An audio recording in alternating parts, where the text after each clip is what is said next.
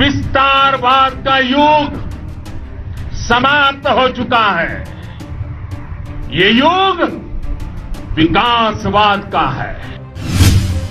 PM Modi के लेह में दिए गए इस भाषण से ये पता चल गया कि चीन की विस्तारवादी नीति का अब अंत होने वाला है। चीन ने बीते कुछ सालों में अपने संबंध कई देशों से इस कदर बिगाड़ लिए हैं कि उन्हें सुधारना काफी कम लगता है। मौजूदा समय में चीन के विभिन्न राष्ट्रों से कई मुद्दों पर विवाद इस कदर बढ़ चुका है कि चीन के लिए उन्हें खत्म करना टेढ़ी खीर बन चुका है। उनके साथ में समस्या ये भी है कि वो इन विवादों से अपने कदम वापस खींचकर अपनी जगहसाई भी नहीं करवाना चाहता। तो आज हम आपको बताएंगे उन कुछ देशों के नाम जिन्हें चीन ने अपना दुश्मन बना लिया है, यानी चीन के दुश्मनों की लिस्ट अब काफी लंबी हो गई है। सबसे पहला नाम आता है अमेरिका का।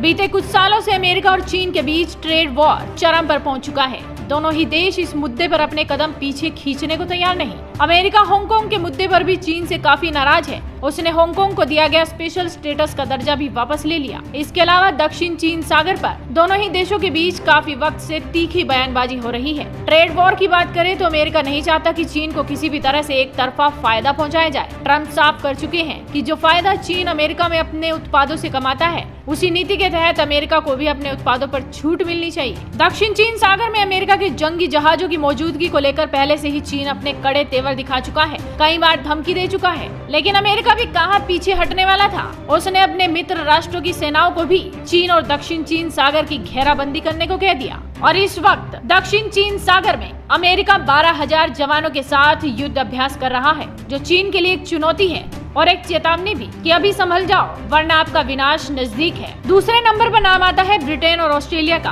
हांगकांग के मुद्दे पर ब्रिटेन और ऑस्ट्रेलिया दोनों ही चीन से न सिर्फ नाराज हैं, बल्कि इन्होंने अंजाम भुगतने की भी धमकी चीन को दे दी है। इन दोनों ही देशों ने हांगकांग के नागरिकों को अपने देश की नागरिकता देने की भी बात कही, जिसकी वजह से चीन के स्वर और तेवर दोनों ही इसके प्रति सख्त हो गए हैं। चीन ने कह दिया है कि हांगकांग का मामला उसका आंतरिक मसला है, इसलिए किसी भी देश को इस बारे में बात करने और बयानबाजी करने का कोई अधिकार नहीं। ब्रिटेन ने जहां अपने जंगी जहाज के बेड़ों को यहां पर तैनात करने का ऐलान कर दिया है, तो वहीं ऑस्ट्रेलिया इसीलिए खफा है क्योंकि पूर्व में चीन उनके जहाजी बेड़ों को यहां आने से रोकने की धमकी देता रहा है, जिसे लेकर ऑस्ट्रेलिया अपनी कड़ी प्रतिक्रिया जता चुका है। तीसरे नंबर पर नाम आता है ताइवान का। ताइवान वो जगह है जिसे चीन अपना हिस्सा मानता है, लेकिन ताइवान की सरकार ऐसा नहीं मानती। ताइवान दक्षिण चीन सागर पर अपना अधिकार मानता है। इतना ही नहीं, ताइवान से अन्य देशों के रिश्तों पर भी चीन कड़ी नाराजगी जताता रहा है। लेकिन अब ताइवान ने भी दिखा दिया कि उसकी सैन्य क्षमता कितनी ज्यादा है, बल्कि अब तो ताइवान अमेरिका को अपनी उन्नत पैट्रियोट मिसाइल भी दे रहा है। चौथा नाम है कनाडा का।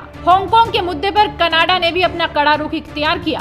कनाडा से चीन के बीच तनाव की शुरुआत चीन की सबसे बड़ी मोबाइल कंपनी हुआवेई के प्रमुख को गिरफ्तार कर अमेरिका को सौंपने के साथ शुरू हुआ था। अब कनाडा ने चीन को सबक सिखाने की बात कहकर आग में घी डालने का काम कर दिया है। और 5वें नंबर पर नाम आता है भारत का। चीन से काफी वक्त से भारत का सीमा विवाद है। चीन अरुणाचल प्रदेश के अलावा सिक्किम को भी अपना हिस्सा बताता आया है। उसने भारत के अक्साई चीन पर भी कब्जा किया हुआ है। इसके अलावा गलवान घाटी में शुरू हुआ विवाद उसकी विस्तारवादी नीति को ही दिखाता है और भारत ने भी उसको करारा झटका देना शुरू कर दिया है। चीन के कई ऐप पर प्रतिबंध लगाया, बल्कि व्यापार में भी उसको पीछे धकेल दिया है। इन 5 देशों के अलावा कोरोना वायरस के स्रोत के मुद्दे पर 60 से ज्यादा देश चीन के खिलाफ हैं। ऑस्ट्रेलिया और जर्मनी द्वारा तैयार किए गए मसौदे पर जिन देशों ने साइन किए हैं, उनमें से एक भारत भी है और ये मसौदा इस वायरस के स्रोत को तलाशना है। यानी कि चीन के दुश्मनों की लिस्ट बड़ी लंबी है, जिसका जिक्र हम इस वीडियो में नहीं कर सकते। इस वीडियो को शेयर कीजिए, साथ ही आपके अपने चैनल हेडलाइंस इंडिया को सब्सक्राइब कीजिए।